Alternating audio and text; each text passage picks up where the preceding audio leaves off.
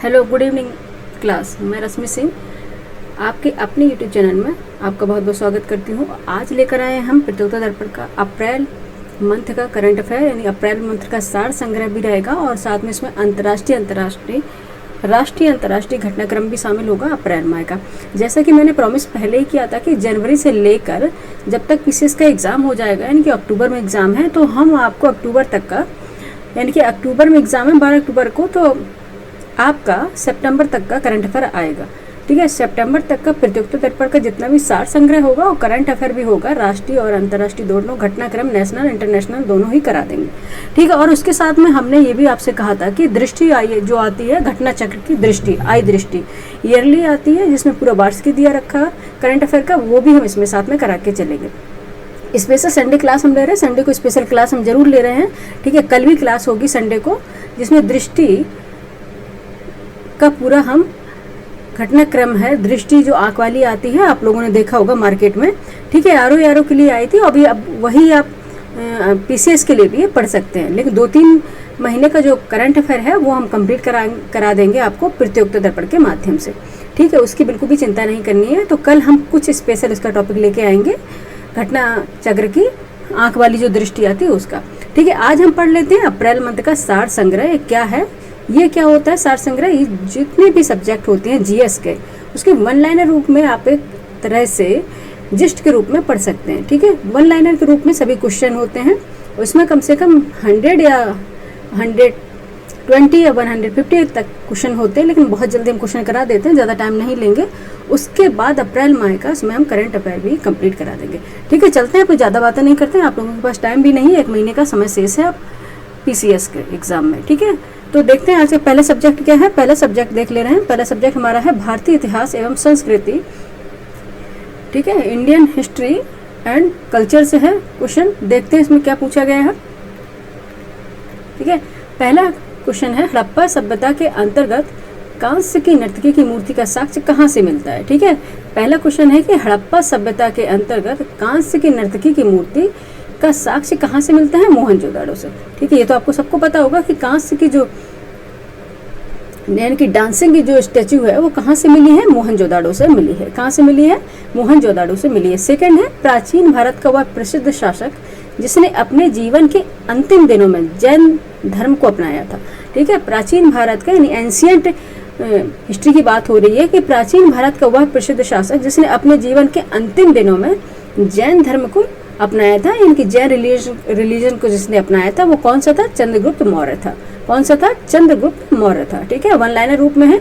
इस तरह से भी आयु ने एकदम से पैटर्न चेंज कर दिया, यानी कि आयु एकदम से अपना पैटर्न चेंज कर चुका है। ठीक है, वन लाइनर के क्वेश्चन जो वैसे पूछे जाते हैं वनडे एग्जाम में वही पूछ रहा है, तो क्यों ना वो कंप्लीट भी कर दें, साथ में फैक्चुअल भी आपका कंप्लीट हो जाएगा। और कॉन्सेप्ट तो हम इंडियन ज्योग्राफी अपने पढ़ा ही रहे हैं, मंडे को वो क्लास लेके आएंगे। कल संडे एक्चुअली हम ऑफ रखते हैं, लेकिन संडे ऑफ है, लेकिन स्पेशल क्लास जरूर लगती है। ठीक है, स्पेशल क्लास, क्योंकि अब 1 महीने पीसीएस के लिए एग्जाम का बचा हुआ है, तो आप स्पेशल क्लास लेंगे, इसमें आपका आई दृष्टि कंप्लीट करा देंगे। ठीक है, घटना चक्र की आई दृष्टि आती है ना, वो कंप्लीट करा देंगे। ठीक है, नेक्स्ट देखेंगे। क्वेश्चन नंबर 3 हमारा है, राष्ट्रकूट राजाओं द्वारा जारी किए गए और उनके सचिवों द्वारा दर्ज किए गए शाही आदेशों को कहा जाता था, क्या कहा जाता था? राजश्रवितम। क्या कहते थे? राजश्रवितम। ये एंशियंट में क्वेश्चन आता है। ठीक है, एंशियंट हिस्ट्री का है ये। नेक्स्ट देखेंगे, किस राजवंश के शासन और प्रशासन की अनूठी विशेषता दक्षिण भारत में ग्राम स्वायत्तता का विकास था? कौन सा था राज था? वो चोल राजवंश। ठीक है, चोल, चेर और पांड्य। ठीक है, ये आप करना है साउथ इंडियन में, चोल, चेर, पांड्य, इनका अच्छे से पढ़ लेना है। इनसे एक ना एक क्वेश्चन जरूर बनता है। ठीक है, एक ना एक क्वेश्चन इससे जरूर बनता है। ठीक है, या तो चोल के बारे में पूछ लेंगे, या फिर आपको चेर के बारे में, या फिर पांड्य वंश के बारे में। ठीक है, तो क्वेश्चन क्या था? किस राजवंश के शासन और प्रशासन की अनूठी विशेषता दक्षिण भारत में ग्राम स्वायत्तता का विकास था? वो था चोल राजवंश। ठीक है, नेक्स्ट क्वेश्चन नंबर 5 हमारा है, एलोरा की गुफाएं।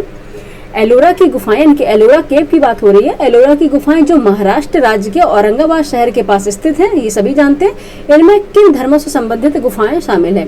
किस में इसमें बताया है कौन से रिलीजन से संबंधित ये केव्स हैं, आपको बताना है कौन से हैं। इसमें बौद्ध, हिंदू और जैन धर्म, यानी कि तीनों धर्मों से संबंधित है, इसलिए बहुत ज्यादा इंपॉर्टेंट और पूछी भी जाती हैं। किससे संबंधित है? बौद्ध, हिंदू और जैन धर्म से संबंधित है, यानी कि तीनों रिलीजन से संबंधित है, बौद्ध धर्म से भी, हिंदू से भी और जैन धर्म से संबंधित। एलोरा की गुफाएं हैं जो स्थित है औरंगाबाद शहर के, महाराष्ट्र के औरंगाबाद शहर में स्थित है ये। ठीक है, नेक्स्ट देखेंगे।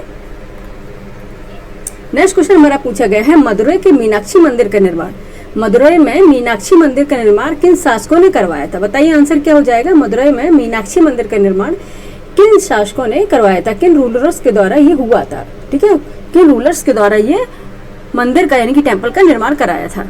क्या था, किस शासकों के द्वारा हुआ था? पांड्य शासकों द्वारा। मैंने अभी कहा था कि चोल चेर पांड्य को एक बार रिवाइज कर लीजिएगा, इससे क्वेश्चन जरूर बनता है। ठीक है, पांड्य शासकों द्वारा ये करवाया गया था। नेक्स्ट क्वेश्चन हमारा है हड़प्पा सभ्यता, क्वेश्चन नंबर 7 है, हड़प्पा सभ्यता के अंतर्गत हल से जोते गए खेत का साक्ष्य कहाँ से मिलता है? कहाँ से मिलता है कि हल से जोते हुए खेत का जो साक्ष्य मिलता है वो कई बार पूछ गए, कालीबंगा से मिलता है। कहाँ से मिलता है? कालीबंगा से मिलता है। अगर आपसे पूछ लिया जाए कि कालीबंगा जो प्लेस है वो कहाँ पे है, ठीक है, कमेंट करके बताइए। अगर आपसे पूछ लिया जाए कि कालीबंगा जो स्पेस है, ठीक है, जो प्लेस है वो कहाँ है, ठीक है, कालीबंगा का जो प्लेस है वो कहाँ है, तो आप क्या बताएंगे? ये राजस्थान में है। ठीक है, और इससे और भी क्या साक्ष्य मिले हैं वो कमेंट करके बताइए। ठीक है, 2-3 इसके पॉइंट और बताइए कि क्या क्या और साक्ष्य मिले हुए हैं। ठीक है, क्वेश्चन नंबर 8, प्राचीन भारत का वह प्रसिद्ध शासक, प्राचीन भारत का वह प्रसिद्ध शासक जिसने सुदर्शन झील का जीर्णोद्धार कराया था, ठीक है, वो कौन थे? रुद्रदामन। ठीक है, कौन से थे? रुद्रदामन द्वारा कराया गया था। ठीक है, रुद्रदामन थे, उनके द्वारा ये जो सुदर्शन झील है उसका, ठीक है, निर्माण करवाया गया था। अब आपसे पूछा जाए कि जीर्णोद्धार करवाया गया था, लेकिन ये किसके द्वारा बनाया गया था? ठीक है, सुदर्शन जो लेक है किसके द्वारा बनाई थी? ठीक है, सबसे पहले हम आपको आपकी जानकारी के लिए बता दें कि सुदर्शन झील का निर्माण चंद्रगुप्त मौर्य के द्वारा हुआ था। ठीक है, चंद्रगुप्त के मौर्य के द्वारा, इनके चंद्रगुप्त मौर्य के शासनकाल के दौरान हुआ था, लेकिन इनके आदेश पर उनके राज्यपाल, ठीक है, चंद्रगुप्त मौर्य जो शासक थे उनके आदेश पर उनके राज्यपाल पुष्यगुप्त वैश्य ने कराया था। किसने कराया था? पुष्यगुप्त वैश्य ने कराया था। आपसे अगर पूछ लिया जाए किसके काल में हुआ था, तो चंद्रगुप्त मौर्य के काल में हुआ था। किसके द्वारा हुआ था? ये उसके उनके राज्यपाल थे, उनका नाम था पुष्यगुप्त वैश्य ने कराया था। ठीक है, लेकिन इनके और भी नाम शामिल है, क्योंकि इनके जो जीर्णोद्धार हुआ किसी ने निर्माण कराया, फिर वो उसके बोलते हैं ना, जब टूट गई उसका फिर से दोबारा से उसकी मरम्मत कराई, तो उसमें रुद्रदामन प्रथम है, स्कंदगुप्त हैं, इनके नाम, ठीक है, लिए जाते हैं। ठीक है, रुद्रदामन है और स्कंदगुप्त है, इनके भी नाम इनमें लिए जाते हैं। लेकिन आपको बता दिया किसने करवाया था, एक बार सुन लीजिए। मौर्य वंश के संस्थापक चंद्रगुप्त मौर्य के शासनकाल में उनके राज्यपाल पुष्यगुप्त वैश्य ने, ठीक है, निर्माण कराया था। किसने? सुदर्शन झील का निर्माण कराया था। ठीक है, अशोक द्वारा से पुनर्निर्माण करवाया गया था। ठीक है, अशोक द्वारा, अशोक द ग्रेट के द्वारा पुनर्निर्माण कराया गया था, और रुद्रदामन द्वारा इसका जीर्णोद्धार कराया गया था, और स्कंदगुप्त द्वारा इसकी मरम्मत कराई गई थी। तो कितने शासक इसमें शामिल हो गए? चंद्रगुप्त मौर्य, अशोक, रुद्रदामन, स्कंदगुप्त। ठीक है, इनके द्वारा कराया गया था। एक बार आप सुन लेंगे तो आपको याद हो जाएगा। नेक्स्ट देखेंगे, क्वेश्चन नंबर 5 है। नेक्स्ट देखते हैं, क्वेश्चन नंबर 5 हमारा है, सॉरी क्वेश्चन नंबर 9 हमारा है, दक्षिण भारत में बहमनी साम्राज्य के संस्थापक कौन थे? दक्षिण भारत में, साउथ इंडिया में बहमनी साम्राज्य के संस्थापक कौन थे?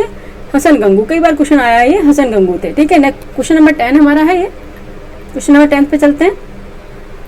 किस दक्कन सल्तनत ने गोवा को पुर्तगाली कमांडर अल्बुकर्क से खो दिया था? किस दक्कन सल्तनत ने, यानी कि सल्तनत की बात हो रही है, किस दक्कन सल्तनत ने गोवा को पुर्तगाली कमांडर अल्बुकर्क से खो दिया था? ठीक है, वो कौन से थे? कौन सा सल्तनत थी? बीजापुर। ठीक है, बीजापुर थी, जिसने पुर्तगाली कमांडर अल्बुकर्क से ये क्या खो दिया था? दक्कन का शासन खो दिया था। ठीक है, उन्होंने। अब चलते हैं नेक्स्ट, हमारा सब्जेक्ट है, नेक्स्ट सब्जेक्ट हमारा क्या आता है? ठीक है, ये तो वन लाइनर क्वेश्चन है, जिससे आपको फैक्ट कंप्लीट होता जाएगा। ठीक है, जिससे आपको फैक्ट, बाकी आप कॉन्सेप्ट पढ़ रहे हैं और कॉन्सेप्ट हम भी पढ़ा रहे हैं। इंडियन ज्योग्राफी एक क्लास मुश्किल से बची हुई है, उसके बाद वर्ल्ड ज्योग्राफी में एंटर कर जाएंगे। ठीक है, वर्ल्ड ज्योग्राफी जब तक पीसीएस का एग्जाम आएगा, जब तक आपके Indian geography plus world geography MCQ के माध्यम से कंप्लीट हो जाएगी। ठीक है, जिससे आपका क्या होगा, एग्जाम के पहले तैयारी भी अच्छी हो जाएगी, एमसीक्यू की प्रैक्टिस हो जाएगी, पीवाईक्यू लेके आ रहे हैं, बाकी क्वेश्चन हम खुद से बना रहे हैं। ठीक है, जिस तरह से आयोग क्वेश्चन अभी पूछ रहा है उस तरह से क्वेश्चन बनाए जा रहे हैं। ठीक है, तो अगर आप कर लेंगे, और जो सब्जेक्ट की बात है तो करंट अफेयर भी हम साथ में लेके चल रहे हैं, क्योंकि स्पेशल क्लास जिस दिन ऑफ रहता है तो उस दिन भी हम क्लास ले लेते हैं आपकी, क्योंकि आपका लॉस ना हो। ठीक है, क्योंकि बच्चों का लॉस ना हो, एग्जाम अब नजदीक है ना, टाइम नहीं है। ठीक है, नेक्स्ट देखते हैं, राष्ट्रीय स्वतंत्रता आंदोलन। ठीक है, राष्ट्रीय स्वतंत्रता आंदोलन, इंडियन नेशनल मूवमेंट की बात करते हैं, क्या हुआ है? क्वेश्चन नंबर 11 में चलते हैं। नेहरू रिपोर्ट में ब्रिटिश भारत के लिए डोमिनियन स्टेट्स जानते किसे बोलते हैं? डोमिनियन स्टेट्स के प्रस्तावों का विरोध किन दो भारतीय राष्ट्रीय कांग्रेसों के नेताओं ने किया था? ठीक है, किन दो भारतीय राष्ट्रीय कांग्रेस के नेताओं ने किया था? कौन से वो थे? सुभाष चंद्र बोस द्वारा और जवाहरलाल नेहरू द्वारा इसका विरोध किया था, डोमिनियन स्टेट्स का। ठीक है, डोमिनियन स्टेट्स का विरोध किया गया था सुभाष चंद्र बोस और जवाहरलाल नेहरू द्वारा किया गया था। ठीक है, नेक्स्ट देखेंगे क्वेश्चन नंबर 12 है हमारा, फ्री हिंदुस्तान नामक पुस्तक किसने लिखी थी। ठीक है, ये भी राइटर के बारे में पीसीएस में जरूर पूछे, इस बार आरओ में शायद क्वेश्चन नहीं आया था, लेकिन पीसीएस में हमेशा एवरी ईयर ये क्वेश्चन आ ही जाता है कि राइटर कौन से हैं। ठीक है, तो फ्री हिंदुस्तान नामक पुस्तक यानी कि बुक के लेखक कौन से हैं, किसने लिखी है, ये है तारकनाथ दास। कौन से हैं ये, तारकनाथ दास द्वारा लिखी गई है फ्री हिंदुस्तान। ठीक है, इस बुक के राइटर कौन से हैं, तारकनाथ है। नेक्स्ट है क्वेश्चन नंबर 13 है हमारा, युवा बंगाल आंदोलन। ठीक है, युवा बंगाल आंदोलन किसके द्वारा स्थापित किया गया था, आपको बताना है युवा बंगाल आंदोलन किसके द्वारा स्थापित किया गया था, कौन से थे वो, हेनरी लुई विवियन डेरोजियो। क्या नाम था, हेनरी लुई विवियन डेरोजियो। ठीक है, ये इनका नाम था, इनके द्वारा किया गया था। नेक्स्ट देखेंगे क्वेश्चन नंबर 14। ठीक है, क्वेश्चन नंबर 14, वर्ष 1928 में Hindustan socialist Republic association HSRA की स्थापना कहाँ हुई थी। ठीक है, ये दिल्ली में थी। ठीक है, दिल्ली में हुई थी, किसकी, HSRA की स्थापना की गई थी, हिंदुस्तान सोशलिस्ट रिपब्लिक एसोसिएशन की स्थापना HSRA की स्थापना हुई थी दिल्ली में। ठीक है, नेक्स्ट देखेंगे क्वेश्चन नंबर 15, भारत में ब्लू वाटर। अच्छा, इससे आपको लग रहा होगा कि मैम जल्दी क्यों पढ़ा रही है, इसका एक्सप्लेनेशन क्यों नहीं करें, क्योंकि बच्चे बहुत ज़्यादा क्वेश्चन है। ठीक है, अगर हम इसको एक्सप्लेनेशन लेके बहुत ज़्यादा चलेंगे तो फिर ये क्लास 4-5 घंटे की हो जाएगी बच्चे, और ठीक है फिर 4-5 घंटे की तो क्लास आप देखने बोर हो जाओगे।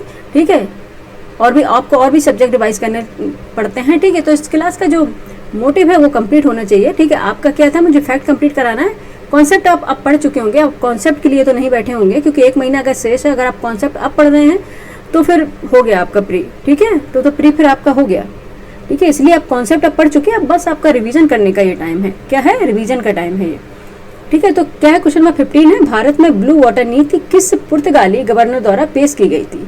किस पुर्तगाली गवर्नर द्वारा, पोर्तुगीज गवर्नर थे, किसके द्वारा पेश की गई थी ब्लू वाटर पॉलिसी, वो थे फ्रांसिस्को डी अल्मेडा द्वारा। किसके द्वारा, फ्रांसिस्को डी अल्मेडा द्वारा ये पेश की गई थी। क्वेश्चन नंबर 16 हमारा है, शिमला सम्मेलन 1945 में आई वेवेल योजना। ठीक है, शिमला सम्मेलन 1945 में आई वेवेल योजना किसके लिए प्रदान की गई थी। ठीक है, इस बार हिस्ट्री से काफी सिंपल क्वेश्चन पूछे थे आरओ में। ठीक है, तो इसलिए हमेशा ये मत सोचा करो कि हमेशा टफ ही पढ़ना है। ठीक है, कई बार आयोग अगर बहुत ज्यादा सिंपल पूछ लेता है तो फिर वो स्किप हो जाते हैं हमसे। तो क्वेश्चन सिंपल भी आपको करने हैं, मॉडरेट भी करने हैं और टफ भी करने हैं। ठीक है, क्योंकि अगर आपका कॉन्सेप्ट क्लियर है तो कहीं भी आपका एग्जाम रुकेगा नहीं। ठीक है, प्री तो नहीं रुकेगा, फिर अब मेंस का तो फिर आपको प्रैक्टिस करनी ही होगी। ठीक है, शिमला सम्मेलन 1945 में आई वेवेल योजना किसके लिए प्रदान की गई थी, वायसराय की कार्यकारी परिषद का भर्तीकरण। ठीक है, किसके लिए प्रदान की गई थी, वायसराय की कार्यकारी परिषद का भर्तीकरण करने के लिए ये योजना बनाई गई थी। नेक्स्ट है क्वेश्चन नंबर 17 है, लंदन में India home rule society India house के संस्थापक कौन थे। लंदन में India home rule society India house के संस्थापक कौन थे, श्यामजी कृष्ण वर्मा। कौन थे, श्यामजी कृष्ण वर्मा। कई बार क्वेश्चन आया है, स्टार लगाइएगा इस पे, कई बार क्वेश्चन आया है। ठीक है, नेक्स्ट देखेंगे क्वेश्चन नंबर 18, जब सुभाष चंद्र बोस ने फॉरवर्ड ब्लॉक की स्थापना की थी तब भारत के गवर्नर जनरल कौन थे। आपको बताना, जब सुभाष चंद्र बोस ने फॉरवर्ड ब्लॉक की स्थापना की थी तब भारत के गवर्नर जनरल कौन थे। ठीक है, कौन थे उस समय, बताइए, कमेंट करके बताइए कौन थे। Lord Linlithgow. कौन से थे, लॉर्ड लिनलिथगो थे। ठीक है, कौन से, लॉर्ड लिनलिथगो इनका नाम था। उस समय ये क्या थे, गवर्नर जनरल थे। ठीक है, नेक्स्ट देखेंगे, भारत के गवर्नर जनरल थे। ठीक है, ब्रिटिश के नहीं, भारत के गवर्नर जनरल थे, याद रखिएगा।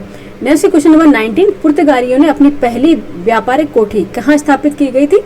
ठीक है, पुर्तगालियों ने अपनी पहली व्यापारिक कोठी कहाँ स्थापित की गई थी। ठीक है, कहाँ की थी, कोचीन में। ठीक है, कहाँ पे की थी, कोचीन में। नेक्स्ट क्वेश्चन नंबर 20, भारत में सती प्रथा का विरोध करने वाला प्रथम यूरोपीय था अल्बुकर्क। ठीक है, पहला यूरोपीय थे जिसने सती प्रथा का विरोध किया था। ठीक है, वो थे अल्बुकर्क। कौन थे, अल्बुकर्क। 1 मिनट इसको मेरेज करेंगे। ठीक है, नेक्स्ट चलते हैं, क्वेश्चन नंबर 20 हो गया ना, फटाफट करते हैं क्वेश्चन। क्वेश्चन नंबर 21 पर चलते हैं, और क्वेश्चन नंबर 21 के साथ ही हमारे यहाँ सब्जेक्ट भी चेंज हो रहा है, और सब्जेक्ट हमारा आ गया भारतीय राज्य व्यवस्था एवं संविधान, इंडियन पॉलिटी एंड कॉन्स्टिट्यूशन से क्वेश्चन आ गया है। ठीक है, इंडियन पॉलिटी एंड कॉन्स्टिट्यूशन से क्वेश्चन आ गया है, भारतीय राज्य व्यवस्था एवं संविधान।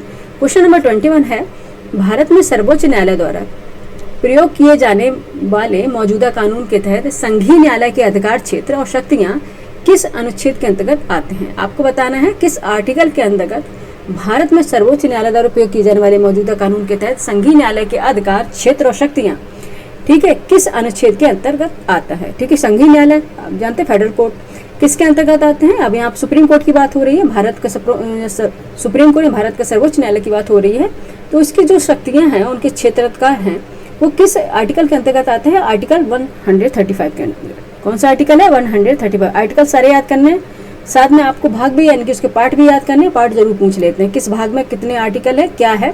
ठीक है, अगर हम आपको कमेंट करके बताएं कि आप बताइए फटाफट डीपीएसपी किस भाग में है, डीपीएसपी किस भाग में है। ठीक है, अगर आपको याद है तो बताएंगे आप। ठीक है, क्वेश्चन नंबर 22 है, भारत सरकार की सभी कार्यकारी कार्रवाइयां औपचारिक रूप से किसके नाम से ली जाती हैं। आपको बताना है भारत सरकार की सभी कार्यकारी कार्रवाइयां औपचारिक रूप से किसके नाम से की जाती है। किसके? भारत के राष्ट्रपति यानी कि प्रेसिडेंट के नाम पर। ठीक है, प्रेसिडेंट के नाम पर भारत की सभी कार्य और उसके औपचारिक जितने भी काम होते हैं किए जाते हैं वो किसके? भारत के राष्ट्रपति के नाम पर। ठीक है, नेक्स्ट देखते हैं, ये तो आपको पता होगा। ठीक है, कार्यपालिका का प्रमुख होता है प्रेसिडेंट। ठीक है, जब कार्यपालिका का प्रमुख है तो ऑब्वियस वहाँ के काम किसके नाम पे होंगे, वो ऑब्वियस है कि राष्ट्रपति के नाम पर ही होंगे, प्रेसिडेंट के ही नाम पर होंगे। ठीक है, नेक्स्ट है क्वेश्चन नंबर 23, डॉक्टर अंबेडकर द्वारा किस अनुच्छेद को भारतीय संविधान का हृदय तथा आत्मा के रूप में वर्णित किया गया है। कौन सा आर्टिकल है जिसे अंबेडकर जी ने संविधान का हृदय तथा आत्मा कहा है। वो आपको कई बार पूछा है, आर्टिकल 32 है। ठीक है, आर्टिकल ये रेमेडीज में, ठीक है, फंडामेंटल रेमेडीज में इसका यूज होता है, ये है आर्टिकल 32। ठीक है, इसे क्या कहा है डॉक्टर अंबेडकर ने? संविधान की यानी कि संविधान का हृदय और तथा आत्मा कहा है, संविधान की आत्मा तथा हृदय कहा है, ये है आर्टिकल 32। नेक्स्ट देखते हैं क्वेश्चन नंबर 24 है हमारा, संविधान के किस अनुच्छेद के आधार पर वित्तीय आपात की घोषणा राष्ट्रपति करता है। कौन सा आर्टिकल है जिसके द्वारा आपका वित्तीय आपातकाल लगाया जाता है। ठीक है, वो कौन सा है आपको बताइए। आर्टिकल 360। ठीक है, 360 और बताइए कमेंट करके। 352 में, ठीक है, 352 आर्टिकल में कौन सा आपातकाल आता है। ठीक है, और 356 में कौन सा आपातकाल आता है, ये दोनों कमेंट करके बताइएगा। ठीक है, ऑफलाइन कमेंट करके बताइएगा ये। ठीक है, अभी नहीं करना, आपको ऑफलाइन कमेंट करके बताना है। ठीक है, ऑफलाइन कमेंट करके बताना है। 352 एंड 356 के अंतर्गत कौन सी इमरजेंसी आती है। ठीक है, बताना है आपको। नेक्स्ट देखते हैं क्वेश्चन नंबर 25 है, संविधान सभा की सबसे महत्वपूर्ण समितियों में से एक प्रारूप समिति का गठन किस वर्ष किया गया था। ठीक है, प्रारूप समिति का गठन किस वर्ष किया गया था, बताना है आपको। किस वर्ष किया गया था? 29 अगस्त को हुआ था, 1947 ईस्वी को। 29 अगस्त 1947 को किया गया था। ठीक है, 1947 को, 29 अगस्त 1947। अच्छा, आपको पता है डेट भी आती है, डेट भी मेंशन करना जरूरी है। कि नेक्स्ट है हमारा क्वेश्चन नंबर 26, आपातकाल के समय मूल अधिकारों के स्थगन का प्रावधान लिया गया है जर्मनी के वाइमर संविधान से। कहाँ से लिया गया है? आपातकाल के समय जो मूल अधिकार का स्थगन हो जाता है, जो निलंबित हो जाते हैं, वो किससे लिया गया? जर्मनी के वाइमर संविधान से। ठीक है, जब आपातकाल इमरजेंसी लगाई जाती है तो कुछ आर्टिकल्स अपने आप स्वतः निलंबित हो जाते हैं। और कौन से ऐसे आर्टिकल है, कमेंट करके बताइए, कौन से 2 ऐसे आर्टिकल है जिन्हें निलंबित यानी कि इमरजेंसी के दौरान भी निलंबित नहीं किया जा सकता। कौन से आर्टिकल है? और कौन से आर्टिकल है जो अपने आप ही, जैसे कि इमरजेंसी लागू हुई, वो अपने आप ही निलंबित हो जाते हैं। ठीक है, उनके लिए आप यानी कि सुप्रीम कोर्ट नहीं जा सकते। आप कहेंगे कि हमारे फंडामेंटल राइट्स का हनन हो रहा है और आप सुप्रीम कोर्ट चले जाएं, नहीं, वो अपने आप ही स्वतः ही स्थगित हो जाते हैं। ठीक है, बताइए कौन से, ये हम नहीं बताएंगे, आप कमेंट करके बताएंगे। ठीक है, आपको पता होगा, इससे आपका रिवीजन आप देखेंगे, 1-2 चैप्टर पलटेंगे तो और भी चीज देखेंगे। ठीक है, अगर हम बता देंगे तो फिर आप आगे नहीं देखेंगे। नेक्स्ट देखेंगे क्वेश्चन नंबर 27, मौलिक अधिकारों के परिवर्तन के मामले में सर्वोच्च न्यायालय का क्षेत्राधिकार है। ठीक है, मौलिक अधिकारों के परिवर्तन के मामले में सर्वोच्च न्यायालय का क्षेत्राधिकार है, मूल लेकिन अनन्य नहीं है। ठीक है, मूल क्षेत्राधिकार है ये, लेकिन ये अनन्य क्षेत्राधिकार इसका नहीं है, क्षेत्राधिकार। ठीक है, नेक्स्ट देखिए क्वेश्चन नंबर 28, भारतीय संविधान के भाग 8 में, भाग की बात अभी हो रही थी, मैंने कहा था पार्ट आपको जरूर याद करना। कितने भाग है? 22 है। देखिए कॉन्स्टिट्यूशन में कितने भाग है? 22 है। और भारतीय संविधान के भाग 8 में अनुच्छेद 239 से लेकर यानी कि आर्टिकल 239 से लेकर 241 किससे संबंधित है? केंद्र शासित प्रदेश। किससे संबंधित है? केंद्र शासित प्रदेश से ये संबंधित है, भाग 8। ठीक है, नेक्स्ट देखेंगे question number Indian territory. Next देखें क्वेश्चन नंबर 29, मौलिक अधिकारों के तहत किस अनुच्छेद के अंतर्गत शोषण के विरुद्ध अधिकार का वर्णन किया गया। ठीक है, शोषण के विरुद्ध अधिकार, ठीक है, राइट टू एक्सप्लॉइटेशन, ठीक है, किसके तहत किया गया, ठीक है, वो कौन सा आर्टिकल है, आर्टिकल है 23, आर्टिकल 24, ठीक है, आर्टिकल 23 एंड 24, ठीक है, राइट टू एक्सप्लॉइटेशन के अंतर्गत आता है ये। ठीक है, ये कई बार पूछा भी गया है, 23 एंड 24 कई बार रटा हुआ है। 24 में बताइए क्या है, 24 में क्या है। नेक्स्ट देखते हैं क्वेश्चन नंबर 30, भारतीय संविधान पर हस्ताक्षर करने वाले पहले व्यक्ति कौन थे। ठीक है, भारतीय संविधान पर हस्ताक्षर करने वाले पहले व्यक्ति कौन थे, वो थे डॉक्टर राजेंद्र प्रसाद जी। ठीक है, कौन थे, डॉक्टर राजेंद्र प्रसाद जी। ठीक है, 24 में क्या है, खतरनाक यानी कि माइंस या किसी काम में बच्चों के काम में लगे रहने के विरुद्ध था ये 24। ठीक है, उनका एक्सप्लॉइटेशन हो रहा था, उसके विरुद्ध 24 लाया गया था, 23 भी। ठीक है, दोनों ही आर्टिकल है। नेक्स्ट देखते हैं क्वेश्चन नंबर हमारा 31, और यहाँ से हमारा सब्जेक्ट भी चेंज होता है, भारत एवं विश्व का भूगोल। ठीक है, कौन सा है, भारत एवं विश्व का भूगोल, इंडियन एंड वर्ल्ड ज्योग्राफी। ठीक है, इंडियन एंड वर्ल्ड ज्योग्राफी से क्वेश्चन है। क्वेश्चन नंबर 31 है क्योटो प्रोटोकॉल। क्वेश्चन नंबर है 31, 31 क्योटो प्रोटोकॉल किस वर्ष अपनाया गया था। ठीक है, क्योटो प्रोटोकॉल किस वर्ष अपनाया गया था, ये 11 दिसंबर 1997 में अपनाया गया था क्योटो प्रोटोकॉल। नेक्स्ट देखेंगे क्वेश्चन नंबर 32, यूएनसीईडी का पूरा नाम क्या है। ठीक है, यूएनसीईडी का पूरा नाम क्या है, पर्यावरण और विकास एवं संयुक्त राष्ट्र सम्मेलन। क्या है, पर्यावरण और विकास एवं संयुक्त राष्ट्र सम्मेलन। ठीक है, नेक्स्ट है क्वेश्चन नंबर 33, समुद्री जीव संसाधन और पारिस्थितिकी केंद्र कहाँ स्थित है। समुद्री जीव संसाधन, मैराइन वाइल्ड लाइफ रिसोर्सेज। ठीक है, 1 मिनट बच्चे इरेजर लेंगे, जरा सा चला दें, इरेजर अपने आप पता नहीं कहाँ चल जाती। ठीक है, समुद्री जीव संसाधन और पारिस्थितिक केंद्र कहाँ स्थित है, कोच्चि केरल में। ठीक है, समुद्री जो जीव संसाधन है उसका केंद्र है कोच्चि में, और पारिस्थितिकी केंद्र का है केरल में। ठीक है, नेक्स्ट देखेंगे क्वेश्चन नंबर 34 है जियोग्राफिक पर्यावरण का प्रभाव। जियोग्राफिक पर्यावरण का प्रभाव पुस्तक के लेखक कौन है इनके राइटर, ईसी सैंपल। ठीक है, कौन है, ईसी सैंपल, जियोग्राफिक पर्यावरण का प्रभाव। ठीक है, क्वेश्चन नंबर है 35, पारिस्थितिकी तंत्र की सीमा में बदलती परिस्थितियों का प्रतिनिधित्व करने वाले पारिस्थितिकी तंत्र के अध्ययन को कहा जाता है, क्या कहा जाता है, क्या कहा जाता है, ग्रेडिएंट विश्लेषण। ग्रेडिएंट विश्लेषण, ये इतना इंपॉर्टेंट नहीं है। नेक्स्ट देखते हैं क्वेश्चन नंबर 36, नामदफा वन्यजीव अभ्यारण्य। नामदफा वन्यजीव अभ्यारण्य, बायो रिजर्व सेंचुरी जो होती है, नामदफा वन्यजीव अभ्यारण्य किस राज्य में स्थित है, बायोस्फीयर।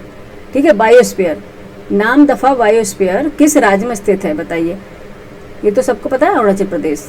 ठीक है, ये तो इससे क्वेश्चन जरूर 2 क्वेश्चन आएंगे इससे। ठीक है, 2 क्वेश्चन जरूर आएंगे। नामदफा वन्यजीव अभ्यारण्य किस राज्य में स्थित है, अरुणाचल प्रदेश में है नामदफा वन्यजीव अभ्यारण्य। ठीक है, नामदफा बायोस्फीयर रिजर्व। नेक्स्ट देखेंगे क्वेश्चन नंबर 37, लाइकेन। लाइकेन किसके संकेतक के रूप में प्रयोग किए जाते हैं, लाइकेन। ठीक है, किसके, वायु प्रदूषण यानी कि एयर पोल्यूशन, एयर पोल्यूशन के रूप में प्रयोग किए जाते हैं लाइकेन। ठीक है, लाइकेन वहाँ ग्रो बिल्कुल नहीं करते हैं जहाँ पोल्यूशन होता है। ठीक है, लाइकेन वहाँ बिल्कुल ग्रो नहीं करते जहाँ पोल्यूशन होता है। ठीक है, इसलिए इंडिकेटर है ये प्रदूषण के, वो किसके, किसके, एयर पोल्यूशन के। ठीक है, नेक्स्ट देखिए क्वेश्चन नंबर 38, WHO द्वारा वायु गुणवत्ता दिशा निर्देशों के अनुसार हवा में अत्यधिक ओजोन की मात्रा किस रोग का कारण बन सकती है। ठीक है, हवा में अत्यधिक ओजोन की मात्रा किस रोग का कारण बन सकती है, हवा में अगर है तो। ठीक है, तो अस्थमा बन सकता है आपको, अस्थमा। ठीक है, नेक्स्ट देखेंगे क्वेश्चन नंबर 38 हो गया, 38 39 पे चलेंगे, जल्दी से करेंगे क्वेश्चन। ठीक है, क्वेश्चन नंबर 39 है छिलछिला वन्यजीव अभ्यारण्य। ठीक है, छिलछिला वन्यजीव अभ्यारण्य किस राज्य में स्थित है। ठीक है, किस राज्य में स्थित है, हरियाणा में। ठीक है, कहाँ पे ये, हरियाणा में है। क्वेश्चन नंबर 40 है प्रतिवर्ष विश्व बाघ दिवस मनाया जाता है। ठीक है, विश्व बाघ दिवस मनाया जाता है, वर्ल्ड टाइगर डे। ठीक है, वर्ल्ड टाइगर डे किस दिन मनाया जाता है, 29 जुलाई को। ठीक है, 29 जुलाई को मनाया जाता है विश्व बाघ दिवस यानी कि वर्ल्ड टाइगर डे। नेक्स्ट देखते हैं क्वेश्चन नंबर 41, और क्वेश्चन नंबर 41 के साथ ही हमारे यहाँ सब्जेक्ट चेंज होता है, भारत एवं विश्व का भूगोल। अच्छा, यहाँ तो हम शायद कर चुके थे, 1 मिनट देखेंगे, 1 मिनट बच्चे, थोड़ा बैक में जाएंगे अभी हम। अच्छा, भारत और विश्व का भूगोल हो गया है, लेकिन भारत विश्व का भूगोल फिर से हो रहा है। अच्छा, ये भारत और विश्व का भूगोल उन्होंने गलत डाल दिया, यहाँ पे होगा इन्वायरमेंट एंड इकोलॉजी। ठीक है, इन्वायरमेंट एंड इकोलॉजी यहाँ पे होगा। ठीक है, यहाँ पे क्या होगा, क्योंकि ये तो हमें लग ही नहीं रहे थे ज्योग्राफी का क्वेश्चन है, लेकिन ज्योग्राफी के अंतर्गत ये भी एक पार्ट है। ठीक है, इन्वायरमेंट इकोलॉजी का। ठीक है, इन्वायरमेंट एंड इकोलॉजी का ये पार्ट है। ठीक है, इसलिए इसका ज्योग्राफी का ही पार्ट समझिएगा। नेक्स्ट देखेंगे, आता है भारत एवं विश्व भूगोल कोर। अब इंडियन एंड वर्ल्ड ज्योग्राफी की बात कर लेते हैं। क्वेश्चन नंबर 41, शांत घाटी साइलेंट वैली किस राज्य में स्थित है? केरल में। ठीक है, किस राज्य में है? केरल में है साइलेंट वैली। नेक्स्ट देखेंगे क्वेश्चन नंबर 42, पृथ्वी एवं सूर्य के बीच अधिकतम दूरी होती है। जब पृथ्वी और सूर्य के बीच अधिकतम दूरी होती है तो क्या कहा जाता है? अपसौर। ठीक है, क्या कहा जाता है? अपसौर। और जब नजदीक होता है तो बोलते हैं उपसौर। ठीक है, जैसे कि आपने देखा होगा उप कब लगता है, जैसे कि प्रधान, जैसे कि आप देखेंगे राष्ट्रपति, उपराष्ट्रपति। ठीक है, जो उसके नजदीक जो पद होगा उसके भी लगता है। इसी से आपको याद कर लेना है कि पृथ्वी एवं सूर्य के बीच अधिकतम दूरी होती अपसौर, और निकटतम जब होती है तो उपसौर। ठीक है, एपीलियन और पेरिहिलियन। ठीक है, एपीहिलियन एंड पेरिहिलियन। नेक्स्ट देखें क्वेश्चन नंबर 43, दक्षिण से उत्तर की ओर हिमालयन पर्वतमालाओं का सही क्रम है। ठीक है, ये गलत दिया है। ठीक है, ये गलत दिया है। यहाँ देखो, आप लोगों को लग रहा होगा कि कई बार इनमें भी मिस्टेक हो जाती है। ठीक है, अगर आपको इसमें ध्यान नहीं दिया और आप इस तरह से पढ़ लिए तो गलत हो जाएगा बच्चे। ठीक है, ब्लेंडर हो जाएगा। ठीक है, दक्षिण से उत्तर की ओर हिमालयन पर्वतमालाओं का सही क्रम, अगर आप देखेंगे साउथ टू